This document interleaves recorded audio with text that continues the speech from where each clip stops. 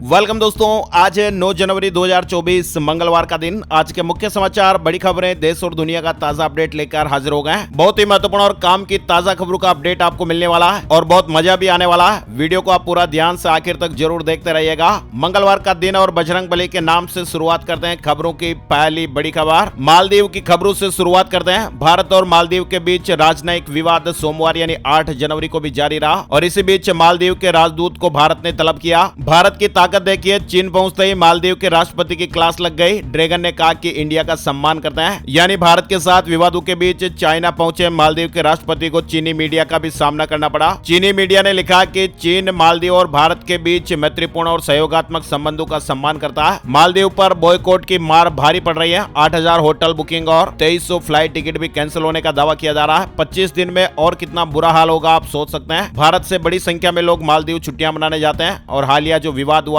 उसके बाद पर्यटकों की संख्या काफी कम हो रही है। कम भी आगे और भी हो सकती है। यानी हिंद महासागर में मौजूद ये द्वीपीय देश मालदीव बड़ी मुसीबत में फंस गया है। उसके नेताओं के जरिए भारत को लेकर की गई आपत्तिजनक टिप्पणी को लेकर लोगों ने मालदीव का बॉयकॉट करना शुरू कर दिया। हजारों की संख्या में होटल बुकिंग और फ्लाइट टिकट कैंसिल हो रहे हैं। मालदीव ने वहां के 3 मंत्रियों को सस्पेंड कर दिया, जिनकी वजह से ये विवाद शुरू हुआ था। इस तरह की मीडिया रिपोर्ट्स और खबरें लगातार चल रही है। मालदीव पर भारतीयों का गुस्सा कम नहीं हो रहा। ईज माई ट्रिप ने भी बड़ा कदम उठाया। ट्रेवल कंपनियों ने लोगों को मालदीव नहीं भेजने का मन बना लिया। प्रधानमंत्री नरेंद्र मोदी जी के खिलाफ टिप्पणी करना मालदीव को कितना भारी पड़ रहा है, मालदीव ने सोचा भी नहीं होगा। भारतीय आर्थिक नुकसान पहुंचाने के लिए अपनी मालदीव की यात्रा को कैंसिल कर रहे हैं और वो अब लक्षद्वीप जाने का प्लान बना रहे हैं। मालदीव को यह मालूम नहीं है कि पर्यटन पर मालदीव की 70% अर्थव्यवस्था टिकी हुई है और 1/3 सैलानी भारतीय है और कैसे कैसे वहां के मंत्री है जो उल्टा सुल्टा बोलकर 2 देशों के बीच दरार का काम करते हैं। फिलहाल मालदीव के जो मंत्री है जिन्होंने कड़वे बोल बोले उनको निलंबित कर दिया गया और जो मंत्री साहब मालदीव के बहुत ज्यादा बोल रहे थे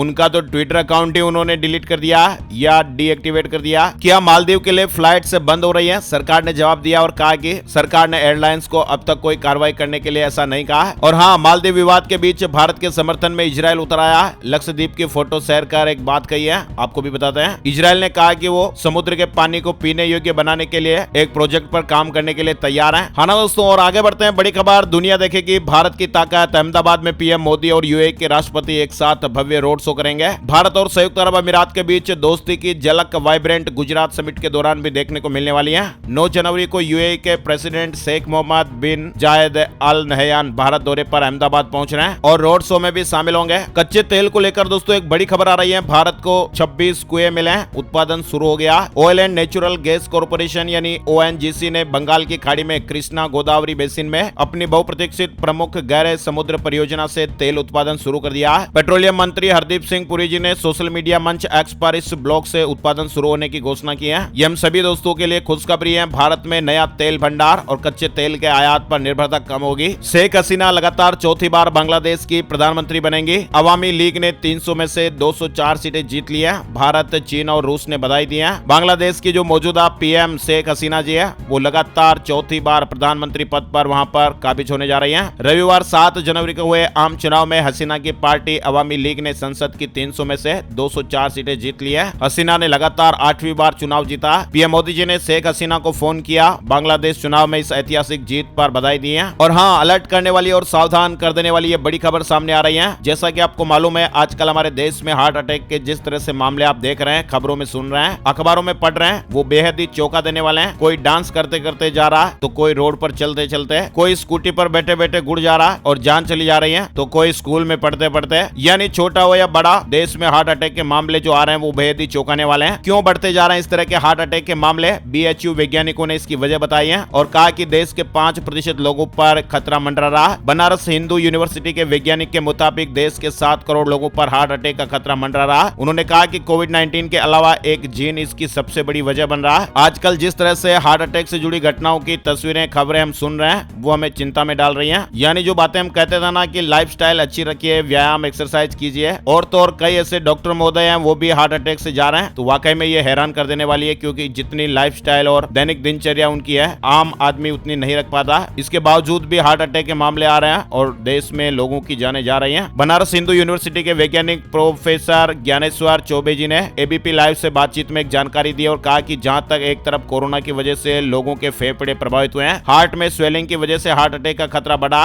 तो वहीं दूसरी तरफ भारत के लोगों में एक जीन पाया जाता है जिसका नाम है MYDPC3 और इस जीन में एक म्यूटेशन है और इसी म्यूटेशन की वजह से 35 से 45 साल के लोगों पर हार्ट अटैक का खतरा सामान्य से 7 गुना बढ़ जाता है। प्रोफेसर साहब ने यह भी कहा कि लोगों के वर्तमान रहन सहन, लाइफस्टाइल, दैनिक दिनचर्या भी उनके स्वास्थ्य को खासा प्रभावित कर रही है। वर्तमान समय में लाइफस्टाइल डिजीज एक टर्म भी आ चुका है जिसमें डायबिटीज 2 और लीवर से संबंधित अन्य रोग भी शामिल हैं। तनाव, भागदौड़ भरी जिंदगी, बाहरी खान पान से हमें बचना चाहिए। इसके अलावा भोजन वगैरह भी सही समय पर कीजिए, संतुलित आहार लीजिए। विशेषकर युवाओं को खान पान पर और दैनिक दिनचर्या का ख्याल रखना चाहिए। योग, प्राणायाम, एक्सरसाइज के साथ साथ अधिक से अधिक पानी का सेवन करें। सावधान रहें, सचेत रहें। चलिए आगे बढ़ते हैं। बड़ी खबर, पीएम मोदी जी ने बताया कि विकसित भारत संकल्प यात्रा का मकसद क्या है। उन्होंने कहा कि 12 लाख नए लाभार्थियों को मुफ्त गैस कनेक्शन का फायदा मिला है। वीडियो कॉन्फ्रेंसिंग के जरिए पीएम मोदी जी ने विकसित भारत संकल्प यात्रा के लाभार्थियों से बातचीत की। पीएम मोदी ने कहा कि कोई भी पात्र लाभार्थी सरकारी योजनाओं से वंचित न रह जाए, इसलिए ये यात्रा निकाली जा रही है और यात्रा का यही मकसद है। विकसित भारत संकल्प यात्रा के 50 दिन पूरे हो गए।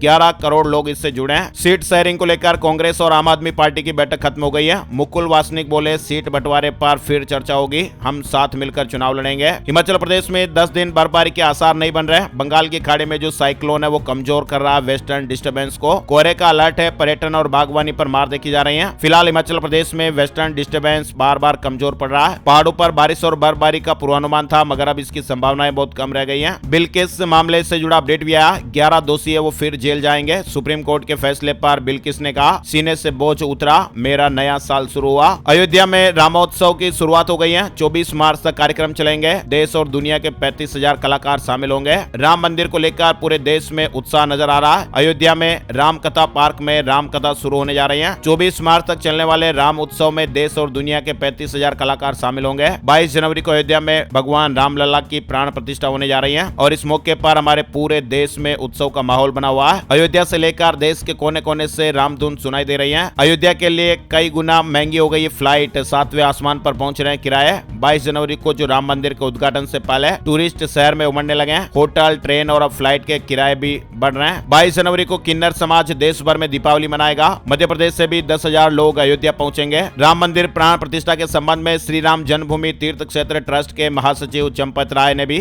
एक वीडियो जारी किया है और इस वीडियो में उन्होंने प्राण प्रतिष्ठा का दिन, समय के बारे में विस्तार से जानकारी दी है। साथ ही ये भी बताया कि 22 जनवरी को जो मेहमान आने वाले हैं वे तय हो गए हैं और सभी लोग उस दिन नहीं आ सकते, इसलिए अपने निकटवर्ती राम मंदिर जाकर प्रभु के दर्शन करें। घर पर 5 दिए जलाएं। और हाँ दोस्तों, स्केटिंग करते हुए अयोध्या चला 10 साल का हिमांशु। 9 दिन में ये 700 किलोमीटर का सफर तय करेगा। अमेरिका के टाइम्स स्क्वायर पर भी प्राण प्रतिष्ठा कार्यक्रम दिखाया जाएगा। ये किसी भारतीय प्रोग्राम की पहली लाइव स्क्रीनिंग होगी। कर्नाटक के 34,000 मंदिरों में 22 जनवरी को विशेष पूजा करने के आदेश भी जारी हो गए हैं। 22 जनवरी को असम में ड्राई डे घोषित करने का फैसला भी हुआ है। असम सरकार ने ऐलान किया कि 22 जनवरी को राज्य भर में ड्राई डे रहेगा। अयोध्या राम मंदिर को अब तक कितना दान मिला, इसकी जानकारी भी आई है। बताया जा रहा है कि अब तक राम मंदिर को करीब 5,000 करोड़ रुपए से अधिक का दान मिल गया। श्री राम जन्मभूमि तीर्थ क्षेत्र ट्रस्ट के मुताबिक मंदिर के समर्पण निधि वाले अकाउंट में ही अब तक 3200 करोड़ रुपए आ चुके हैं। श्री राम जन्मभूमि तीर्थ क्षेत्र ट्रस्ट की वेबसाइट पर दी गई जानकारी के मुताबिक अयोध्या में बन रहे भव्य राम मंदिर के लिए अब तक सबसे अधिक दान आध्यात्मिक गुरु और कथावाचक मोरारी बापू ने दिया। मोरारी बापू ने राम मंदिर के लिए 11 करोड़ 30 लाख रुपए का दान दिया। इसके अलावा गुजरात के हीरा कारोबारी गोविंद भाई डोलकिया ने 11 करोड़ रुपए दान दिए हैं। और सबसे जरूरी बात, प्रभु श्री राम के लिए आपको कमेंट में भर भर के जय श्री राम लिखना है। जय श्री राम, जय सिया राम। और आज मंगलवार का दिन है तो आप जय बजरंगबली और जय हनुमान भी जरूर लिख सकते हैं। और हाँ, इस वीडियो को आपको लाइक और शेयर भी जरूर करना है अगर आपको खबरों का मजा आ रहा है, आनंद आ रहा है। आगे बढ़ते दोस्तों, बड़ी खबर, अमेरिका की प्राइवेट कंपनी ने चांद पर भेजा स्पेस क्राफ्ट। 23 फरवरी को यह सॉफ्ट लैंडिंग करेगा। 51 साल के बाद कोई अमेरिकी स्पेस क्राफ्ट वहां उतरने जा रहा है। हमारे देश में बीते 24 घंटे में कोरोना वायरस के 605 नए मामले सामने आए हैं। 4 संक्रमितों की जान भी चली गई है। एक्टिव मामलों की संख्या 4002 है। और एक चौंकाने वाली खबर आई है, मस्तिष्क की कार्यक्षमता को प्रभावित कर रहा है कोविड-19। सिजोफ्रेनिया जैसे गंभीर रोगों का खतरा बढ़ा है। हालिया रिपोर्ट्स के मुताबिक सिंगापुर और अमेरिका में भी संक्रमण के बढ़ते मामलों को देखते हुए एक और लहर की आशंका जताई जा रही है। इसके अलावा शरीर में कई और प्रकार की समस्याओं को लेकर भी अलर्ट लगातार चल रहा है। एक हालिया अध्ययन में वैज्ञानिकों ने बताया कि वायरस का संक्रमण मस्तिष्क की कार्यक्षमता के लिए गंभीर समस्या कारक हो सकता है। अब तक 65 साल से अधिक उम्र वाले लोगों में सिजोफ्रेनिया का खतरा अधिक देखा जा रहा है। ये स्थिति सोच और व्यवहार के तरीकों को प्रभावित करने वाली हो सकती है। सिजोफ्रेनिया एक गंभीर मस्तिष्क विकार है जिसके कारण सोच में विकृति के साथ कई प्रकार की भावनात्मक समस्याएं हो सकती हैं। ये बीमारी व्यक्ति के सोचने, चीजों को महसूस करने और व्यवहार करने के तरीकों को भी प्रभावित करती है। चलिए आगे बढ़ते हैं। चावल की बढ़ती कीमतों पर नकेल कसने के लिए लिए सरकार ने राइस इंडस्ट्री की बैठक बुलाई है। 29 रुपए प्रति किलो में भारत चावल बेचने की तैयारी कर रहा है। हिमाचल के पशुपालकों के लिए गुड न्यूज आई है, खुशखबरी है। सरकार ने दूध खरीद का रेट बढ़ा दिया है। हिमाचल में पशुपालकों से 1 जनवरी से दूध खरीद 6 रुपए की वृद्धि के साथ अधिकतम 37 रुपए 80 पैसे प्रति लीटर की दर से की जा रही है। पहले यह खरीद 31 रुपए 80 पैसे प्रति लीटर से होती थी। मुंबई पुलिस की मिसिंग स्क्वाड ने 2023 में लापता 98.7% बच्चों को ढूंढ निकाला है। मिसिंग परिजनों के चेहरों पर मुस्कान लौटाकर मानवता की यह बड़ी मिसाल पेश की है। जब किसी के घर से गया हुआ व्यक्ति वापस लौट आता तो उसे कितनी खुशी होती है, ये वही जान सकते हैं। आगे बढ़ते दोस्तों, अडानी ग्रुप तमिलनाडु में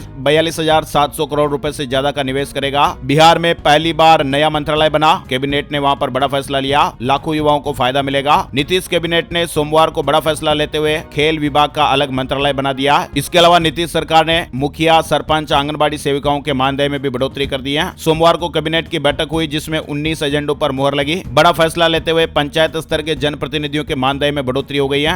मानदेय में कितनी बढ़ोतरी हुई है स्क्रीन पर आप देख सकते हैं, है ना दोस्तों। और इसके अलावा आगे बढ़ते हैं, उत्तर प्रदेश से जुड़ी खबर। फर्जी डिग्री से नौकरी पाने वाले 85 शिक्षकों पर सरकार बड़ा एक्शन लेने जा रही है। 25 करोड़ रुपए वसूल किए जाएंगे। इसके साथ ही आरोपियों को बर्खास्त कर मामला भी दर्ज कराया गया है। माइक्रोसॉफ्ट 1 लाख लोगों को फ्री में एआई की ट्रेनिंग देगा, जिसके जरिए डेवलपर्स नए एआई टूल्स और टेक्नोलॉजी के बारे में जानकारियां ले पाएंगे, सीख पाएंगे। इस ट्रेनिंग प्रोग्राम के लिए फ्री में रजिस्ट्रेशन होगा। रजिस्ट्रेशन कैसे होगा इसकी जानकारी आपको स्क्रीन पर दिखाई गई है। भारत सरकार के आदेश पर एप्पल और गूगल ने बैन किए ये 2 ऐप से। अगर आपके मोबाइल फोन में भी ये ऐप है तो आप तुरंत इन्हें डिलीट कर दीजिएगा। 2 ऐप एयरल और होलाफ्लाई जो विदेशी सिम कार्ड जैसी सेवाएं देते हैं, इन्हें भारत में डाउनलोड अब नहीं किया जा सकता है। सरकार ने इन्हें हटाने का आदेश दिया है। स्वीडन में ठंड का 25 साल पुराना रिकॉर्ड टूट गया। बर्फीले तूफान के कारण 24 घंटे में 10 इंच बर्फ गिर गई। हजारों गाड़ियां सड़क पर फंस गई। इसके अलावा चाइना में भी सबसे बड़ा आइस एंड स्नो फेस्टिवल शुरू हो गया। 10,000 कलाकारों ने कलाकृतियां बनाई हैं। राजस्थान और मध्य प्रदेश में ओले गिरने की चेतावनी है। 3 राज्यों में कोल्ड वेव का अलर्ट है। तमिलनाडु और पांडिचेरी में भारी बारिश के चलते कई जगहों पर स्कूलों की छुट्टियां भी घोषित करनी पड़ गई। उत्तर भारत में कड़ाके की ठंड पड़ने का सिलसिला 8 जनवरी को भी जारी रहा। पंजाब, हरियाणा, चंडीगढ़ और दिल्ली में तो कोल्ड वेव का अलर्ट जारी हुआ है। पूर्वी राजस्थान और पश्चिमी मध्य प्रदेश के कुछ इलाकों में ओले गिरने की संभावनाएं जताई गई है। इसके अलावा राजस्थान से आपको बड़ी खबर बताते हैं। हार के बाद सुरेंद्र पाल टीटी का मंत्री पद से इस्तीफा। कांग्रेस प्रत्याशी ने 11,000 वोटों से हरा दिया।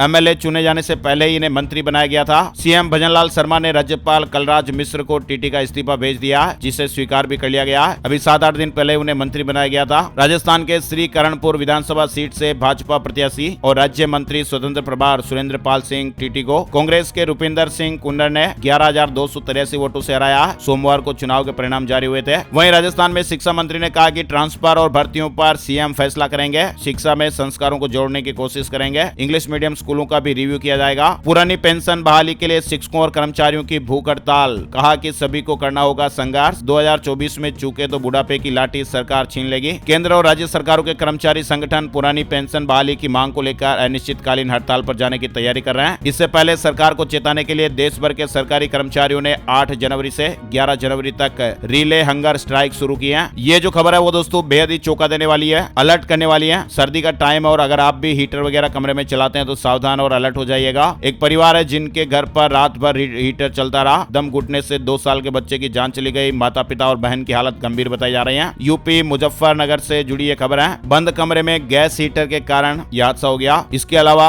सर्दी में गीजर जो गैस वाले हैं उनको लेकर भी अलर्ट चलते रहते हैं। गैस वाले गीजर में खतरा ज्यादा रहता है तो सावधान रहिएगा, गैस वगैरह लीक हो जाती है। चलिए आगे बढ़ते हैं। बड़ी खबर, पंजाब में स्टूडेंट के बाद अब अध्यापकों को राहत। 10वीं तक के टीचर्स नहीं आएंगे स्कूल, ऑनलाइन पढ़ाएंगे। 11वीं 12वीं ऑफलाइन चलेगी पढ़ाई। हिमाचल प्रदेश में पुलिस कांस्टेबल भर्ती के नियमों में बदलाव हुआ है। कल वाले वीडियो में भी जाना था लेकिन कुछ अपडेट और आया। 6 फीट लंबे युवा को 6 अतिरिक्त अंक मिलेंगे। 5.5 फीट हाइट वाले हजारों युवाओं को झटका लगेगा, यानी 5.7 फीट से ज्यादा लंबाई के युवाओं को एक्स्ट्रा मार्क्स मिलेंगे। जिसकी लंबाई 6 फीट या इससे भी ज्यादा है उसे 6 एक्स्ट्रा अंक मिलेंगे। लंबाई के हिसाब से अतिरिक्त अंकों का प्रावधान हो गया। जिन युवाओं के पास एनसीसी का सर्टिफिकेट होगा इसके भी अंक मिलेंगे। 30% पदों पर महिलाओं का चयन भी होगा। बड़ी खबर, द्वितीय अंतर्राष्ट्रीय रामायण सम्मेलन 9 से 10 मार्च को भोपाल में। साथ ही सरकारी कैलेंडर में अब विक्रम संवत भी होगा। मध्य प्रदेश सरकार ने कैलेंडर से बदला विक्रम संवत खत्म करने का 69 साल पुराना पुराना फैसला। मध्य प्रदेश में शीतलहर को देखते हुए स्कूलों के समय में बदलाव हुआ। अब 20 जनवरी तक सुबह 10 बजे से स्कूल खुलेंगे। 2 पालियों में संचालित होने वाले शासकीय और अशासकीय विद्यालय भी प्रातः 10 बजे से संचालित किए जाएंगे और ऐसे विद्यालय जो प्रातः 10:30 बजे से संचालित होते हैं वे यथावत निर्धारित समय सारणी के अनुसार संचालित होते रहेंगे और क्लास 6 से 12वीं तक की कक्षाओं की पूर्व निर्धारित परीक्षाओं का संचालन निर्धारित समय सारणी के अनुसार ही होगा। नवाज शरीफ को सुप्रीम कोर्ट से राहत मिली है। आजीवन अयोग्यता कानून रद्द हो गया है। इससे पहले इमरान खान को भी फायदा। पाकिस्तान के सुप्रीम कोर्ट ने सोमवार को यह महत्वपूर्ण फैसला दिया। सुप्रीम कोर्ट ने किसी सांसद या विधायक को आजीवन अयोग्य करार दिए जाने के कानून को रद्द कर दिया।